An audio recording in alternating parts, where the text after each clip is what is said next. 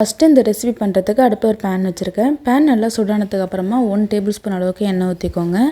எண்ணெய் நல்லா சூடானதுக்கு அப்புறமா ஒரு 5 முட்டையை உடச்சி ஊற்றிக்கோங்க. இது கூட பார்த்திங்கன்னா ஒரு 1/4 டீஸ்பூன் போல் மிளகுத்தூள், 1/4 டீஸ்பூன் கம்மியாக உப்பு சேர்த்துட்டு இப்போ இதை கொஞ்சம் பொரிச்சு எடுத்துக்கலாம். ரொம்ப பொரிச்சிடாதீங்க, அங்கங்கே சின்ன சின்ன பீஸ் இருக்கிற மாதிரி பொரிச்சு எடுத்துக்கோங்க. பாருங்கள், இந்த அளவுக்கு பொரித்து தனியாக எடுத்து வச்சுக்கோங்க. இப்போது மசாலா பண்ணுறதுக்கு அடுப்பில் ஒரு பேன் வச்சுருக்கேன். பேன் நல்லா சூடானதுக்கு அப்புறமா ஒரு குழிக்கரண்டி அளவுக்கு எண்ணெய் ஊற்றிக்கோங்க. எண்ணெய் நல்லா சூடானதுக்கு அப்புறமா ஒரு பிரியாணி இலை, ஒரு சின்ன துண்டு பட்டை, 5 கிராம்பு, ஒரு 1/4 டீஸ்பூன் போல் சோம்பு சேர்த்துட்டு எல்லாமே நல்லா பொரிஞ்சதுக்கு அப்புறமா நல்லா ஒரு 2 பெரிய வெங்காயத்தை எடுத்து நல்லா பொடியாக சாப் பண்ணிட்டு சேர்த்துக்கோங்க. இது கூட கொஞ்சமாக கருவேப்பிலையும் சேர்த்துட்டு இந்த வெங்காயத்தை கொஞ்சம் நல்லா வதக்கி விட்டுக்கோங்க.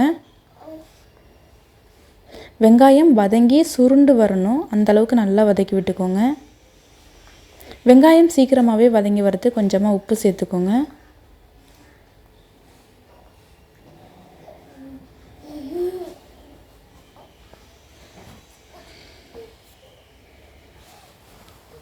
பாருங்கள், வெங்காயம் இந்த அளவுக்கு நல்லா வதங்கி இருக்கணுங்க.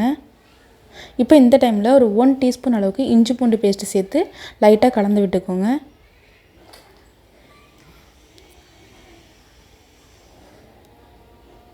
அதுக்கப்புறமா 2 பெரிய பழுத்த தக்காளி எடுத்து நல்லா கையிலே மசிச்சுட்டு சேர்த்துக்கிறேன். நீங்கள் கட் பண்ணி கூட சேர்த்துக்கோங்க, இல்லை ஃபைன் பேஸ்ட்டாக அரைச்சி கூட சேர்த்துக்கோங்க, உங்கள் விருப்பம்தான்.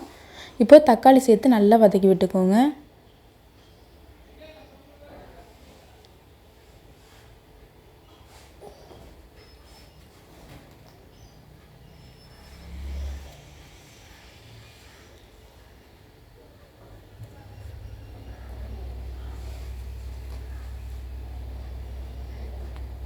இப்போ இது கூட ஒரு 1/4 டீஸ்பூன் மஞ்சத்தூள் சேர்த்துட்டு கொஞ்சம் நல்லா கலந்து விட்டுக்கோங்க.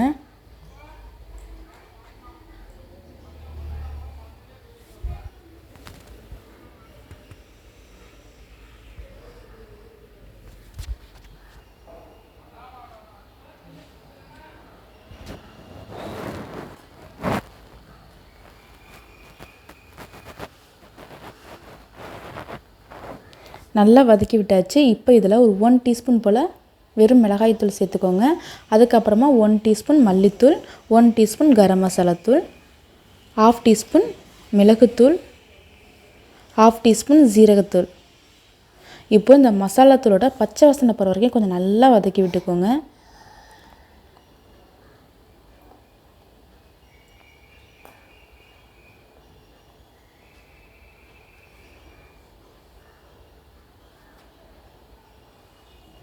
நல்லா வதக்கி விட்டதுக்கப்புறமா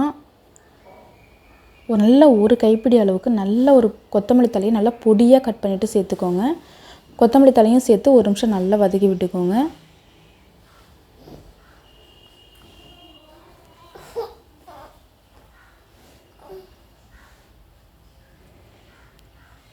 நல்லா வதக்கி விட்டாச்சு. இப்போ இதில் ஒரு கிளாஸ் அளவுக்கு தண்ணி ஊற்றிட்டு உடவை நல்லா கலந்து விட்டுட்டு கொஞ்சம் எண்ணெய் பிரிஞ்சு வர வரைக்கும் நல்லா கொஞ்சம் வதக்கி எடுத்துக்கலாம்.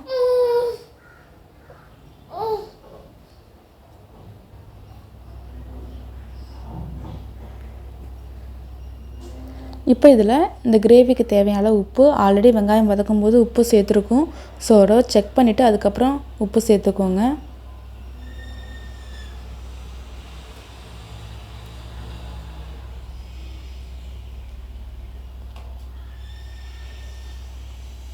பாருங்கள், அந்த வெங்காயம் தக்காளிலாம் நல்லா வதங்கி கொத்தமல்லி தலையெல்லாம் நல்லா வதங்கி நல்லா எண்ணெய் பிரிஞ்சு சூப்பராக ரெடி ஆகிடுச்சிங்க. அந்த மசாலாத்தூளோட பச்சை வாசனை கொஞ்சம் கூட இல்லை, அந்தளவுக்கு சூப்பராக ரெடி ஆகிடுச்சு. இப்போ இதில் நம்ம முட்டை பொரிச்சு வச்சுருக்கோம் இல்லையா, அதை இப்போ இதில் சேர்த்துக்கலாம். சேர்த்துட்டு அடுப்பை மீடியம் ஃப்ளேம்லேயே வச்சு ஒரு 5 நிமிஷத்துக்கு இதை நல்லா வதக்கி விட்டுக்கோங்க.